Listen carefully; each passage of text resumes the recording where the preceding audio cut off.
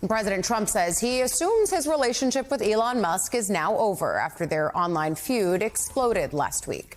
When asked by NBC's Kristen Welker if he has any desire to repair ties with Musk, Trump said no, adding he has no intention of speaking to the Tesla CEO. But Trump also issued a warning to Musk, saying he will face very serious consequences if he funds Democratic candidates to run against Republicans that vote in favor of the budget bill. Trump didn't share what those consequences would be. The president also cast doubt on the notion that Musk's opposition would even sink the bill, claiming he's more confident than ever it will pass because Republicans are more unified in the wake of that public feud. Joining us now, national politics reporter for The Hill, Julia Manchester. Julia, is that true? Do you get the sense that Republicans are more unified now than ever? I couldn't help but notice that Senator Ron Johnson, who has been outspoken about his concerns about this bill, was ever so slightly more muted over the weekend. Is that a sign of what the president's talking about here? Well, look, Ali, I think you have a lot of these fiscal conservatives who had, problems in the first place with the sign of this bill, the size of this bill, like Ron Johnson, for example, maybe holding back in their criticism a bit. However, in general, if you take a broader look at Republicans as a whole, I think they are very much unified behind President Trump. I think President Trump at this point is obviously the face and the leader of the Republican Party. Even though Elon Musk holds quite a bit of influence, I still think President Trump holds some sway there. The only issue, though, is, like I said, with those very fiscally conservative Republicans who might, see some agreement with Elon Musk on this. And I think with Elon Musk going forward, if we look at him, as a potential, I don't want to say challenger to President Trump, but someone who's going to be a voice of opposition, he is someone who has, over 22 million, Twitter or X followers. He's someone who has that very broad, wide platform. So, he is someone who could certainly push back on Trump. But right now, I think Republicans are relatively unified behind the president. I don't really call it X either, Julia, for what it's worth. It's hard to get out of that old habit. Yeah, it definitely happens. But look, they are also men who culturally are still aligned. I mean, you look at Elon Musk's feed right now, and he's echoing a lot of the same sentiments that Trump and others within the administration are echoing around immigration and what we're seeing on the ground in Los Angeles. So there is still a mutuality between these two guys. I think the open question is, and this is a question for Republicans and Democrats, frankly, what role politically could Musk play? You see Trump saying he'll face consequences if he funds Democrats. But the other litmus test on the Democratic side of the aisle has been, would you even take that money from him? People like Senator Cory Booker and others saying, no, I wouldn't take it. But that's kind of where Democrats are being faced right now, right? Like, how do they maneuver around the Musk of it all? Well, it's interesting because you have Congressman Ro Khanna from California, who is seen as this more progressive figure, but, obviously has those ties to Silicon Valley. It's a part of his congressional district. He's saying, look, Democrats should open up a dialogue with Elon Musk. But, I think, that's going to be very difficult for a number of Democrats at this point, because like you said, Musk and Trump are politically and culturally aligned here. I think it would be hard for a lot of Democrats to jump on board, particularly in the wake of these mass, DOGE cuts and, Elon Musk's role in really trying to reduce the size of the federal government. The question I have politically, though, is less about what, him potentially funding Democratic challengers, but potentially maybe conservative or Republican challengers, people who might be aligned with, let's say, Ron Johnson, who are, pushing back against the size of that so-called big, beautiful bill. Yeah, and certainly Johnson has company there, right? There's plenty of House Republicans who were strong-armed into voting for this the first time. There's an open question of maybe they get a little bit more oomph behind their complaints because of someone like Musk. But I return now to Trump's so-called big, beautiful bill, which is currently sitting in the Senate. Think about every way to sabotage an economy, and it's probably in this bill, which might explain why even members of Trump's own party can't get behind it. This massive bill, Trump's flagship second-term agenda, barely passed the House by a single vote, and it's now possibly stalled in the Senate, not because Democrats are blocking it, they can't block it, but because the math just isn't mathing. And for some Republican senators, asking their constituents to foot the bill for tax cuts for the wealthy is a bit of a tough sell. On the surface, the big, beautiful bill is wrapped in some pretty good working-class promises. No taxes on tips and child tax credits. But behind those crumbs, literally, are permanent tax breaks for the very wealthy and deep cuts to Medicaid, SNAP, and clean energy programs, including the electric vehicle rebates that has Elon Musk so hot under the collar. Meanwhile, analysis from the left-leaning Institute on Taxation and Economic Policy says households making more than $900,000 a year would pocket almost a quarter of the net tax cuts in the bill, and nearly 11 million people could lose their health coverage, according to the Congressional Budget Office. That's the real story here. Also tucked in the fine print, a repeal of the federal excise tax on gun silencers. And wait for it, indoor tanning services. Tax breaks for big, beautiful tanning. Interesting. But back to the numbers, which only get worse. The CBO, the nonpartisan agency that Congress created to cut through political spin, says Trump's bill would add, not subtract, add $2.4 trillion to the deficit. $2.4 trillion. That's over 10 years.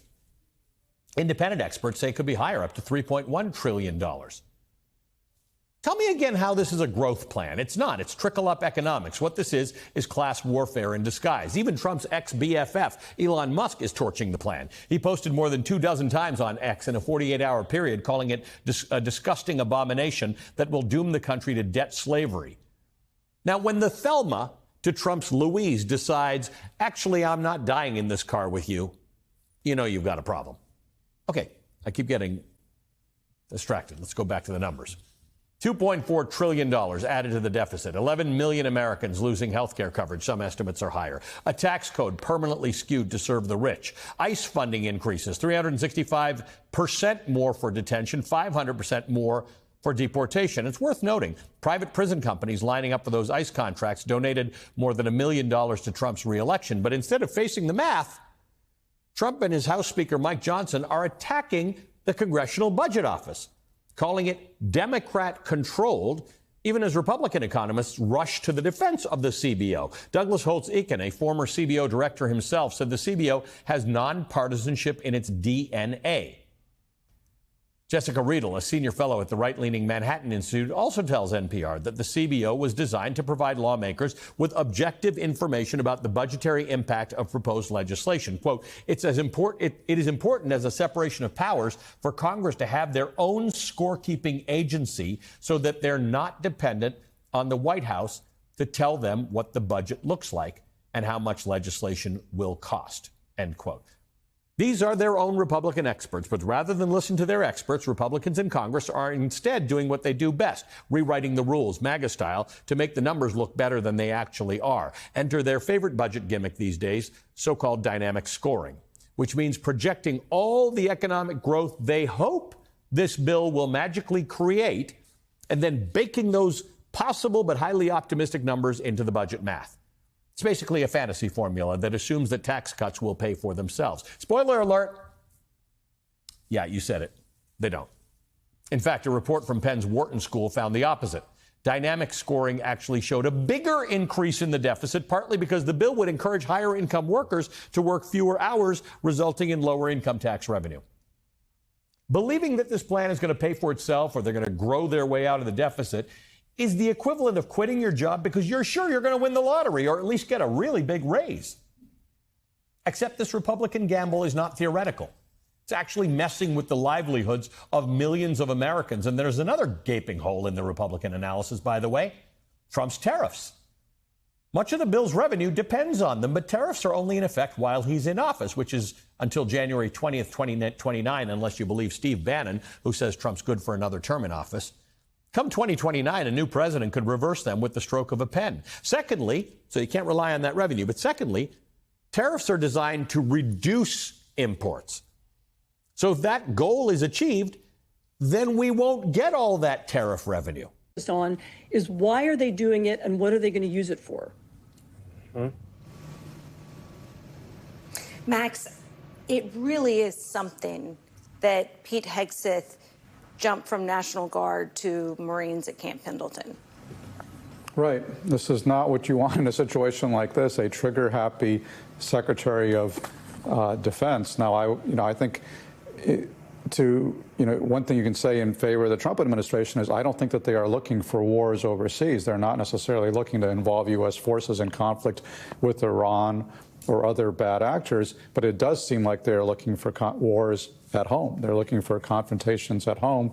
And, this is very convenient for somebody like Pete Hegseth, who's had a bad first few months on the job where, he was involved in this Signalgate scandal where he was texting U.S. Attack plans to the editor of The Atlantic, as well as to a lot of his colleagues in the government and on an unsecured app.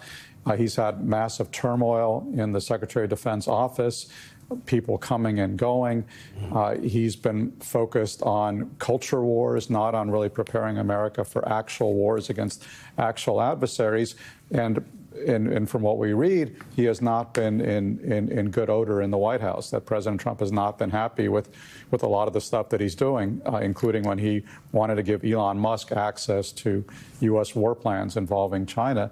And so this is an opportunity for him to get in Trump's good graces, to be on the same page as the White House and say, yeah, you're sending a National Guard, I'm going to send in Marines. It's completely inappropriate, and it's very, very dangerous, because you should not be having active duty U.S. troops involved in missions on U.S. soil, barring some catastrophe, which has not happened here. And I think this is the key point. You're talking about dozens or hundreds of demonstrators. There is nothing that remotely would justify the deployment of active duty Marines to Los Angeles. Anne Applebaum, thank you so much for joining us. Max Boot and Anthony Coley are sticking around. We've got a lot more to get to coming up. From bromance to breakup, Donald Trump sounds off on his feud with Elon Musk in a new NBC interview. I mean, Donald wants you to be distracted. Now, I want to make this clear. The protests are not a distraction. They are the bravest act of civil disobedience we've seen since the George Floyd protests. Easily extremely important. But Trump wants you to have a fully siloed mind. And the reason why Trump is being so violent and threatening so much violence is, yes, because he's a cruel SOB, of course, let's be clear, but also because he wants you to forget about the fact that his bill is dying. His Senate bill is dying. Musk's comments have caused all these issues. Remember, the basic timeline was it did pass the House, barely, and there were some grumbles, but the House for Republicans were in line. And then Republicans in the Senate, probably enough to destroy the bill, were against it, right? For different reasons, but they were against it. And all the Democrats were united against it in both the House and the Senate. And then Musk comes out and drops the bombshell that he hates not only does he disagree with the bill, but that it's an abomination, that you should vote against it, and if you don't vote against it, he'll be coming for you. So, not just speaking out against the bill, but making it an issue of loyalty to the conservative movement beyond even loyalty to Trump. And then what happened? Well, guys, to a degree, it worked. Because then you saw Republicans that voted for the bill originally and supported the bill originally, now saying, oh, well, it needs to be reformed. The Senate shouldn't just pass the bill as it is. We should rewrite parts of it and then sort of, not start from the beginning, but sort of tweak it, because Elon's got a point. And then Marjorie Taylor Greene came in, we talked about this, came in and said, well, I don't like the bill anymore, because she didn't read it. But she's like, I don't like the bill anymore because of this AI provision, which I actually agree with Marjorie. I do think it's a bit dystopian to prevent states from regulating AI. But the point is, now everyone's talking against him. And so he wants you distracted. But here's the thing. The protesters are brave, and the reason Trump is afraid of them especially is because he's weak right now on the budget.